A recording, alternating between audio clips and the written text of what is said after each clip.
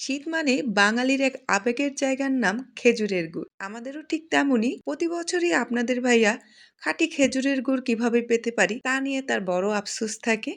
তাই এবার সে শীতের আগেই একজন পরিচিত জনের সাথে কথাবার্তা বলে ঠিক করে রেখেছে যে কিভাবে উত্তরবঙ্গ থেকে খাঁটি খেজুরের গুড় আনাতে পারি। তো সেই হিসেবেই সে একজনের মারফতে একদম কৃষকের কাছ থেকে দাঁড়িয়ে থেকে কিছু খেজুরের গুড় বানিয়ে এনেছিল আমাদের জন্য।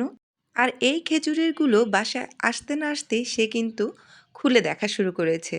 এখন কিন্তু রাত, কিন্তু সে একটুও দেরি করেনি খেজুরের গুড়গুলো খুলে দেখার জন্য। তো আমি কিছু গুড় জিপার ব্যাগগুলোতে ভরে ফ্রিজে রেখে দিব।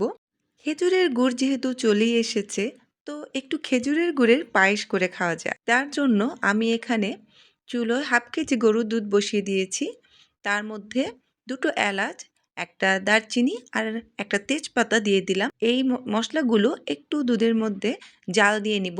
যখন এর থেকে একটা মিষ্টি ঘ্রাণ বের হবে, ঠিক তখনই ১ মুঠ পোলাও চাল আমি ধুয়ে নিয়েছি, সেটা দুধের মধ্যে দিয়ে দিচ্ছি। আমি কিন্তু এখানে চালের পরিমাণ খুব কম দিচ্ছি। কারণ এতে করে চালটা বেশি না হলে একটু মজা লাগে, খুব টেস্টি লাগে আমার কাছে।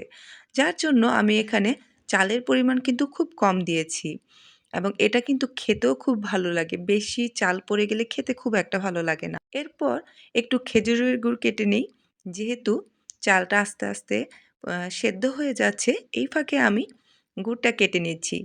খেজুরের গুড়ের সাথে একটা অন্যরকম অনুভূতি কাজ করছে। খুব মিষ্টি একটা সুঘ্রাণ আসছে, খুব ভালো লাগছে।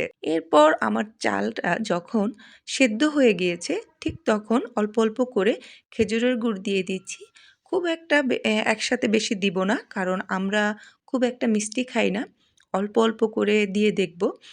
ভালো করে গুড়টা নাড়িচাড়িয়ে নিতে হবে যেন খুব সুন্দরভাবে গুড়টা গলে যায়। আর সামান্য একটু লবণ দিয়ে দিলাম। যেকোনো মিষ্টি খাবারে সামান্য লবণ দিলে কিন্তু এর টেস্টটা একদম দ্বিগুণ হয়ে যায়। মিষ্টি খাবার তৈরি করার সময় সামান্য একটু লবণ দিয়ে দেওয়ার চেষ্টা করি।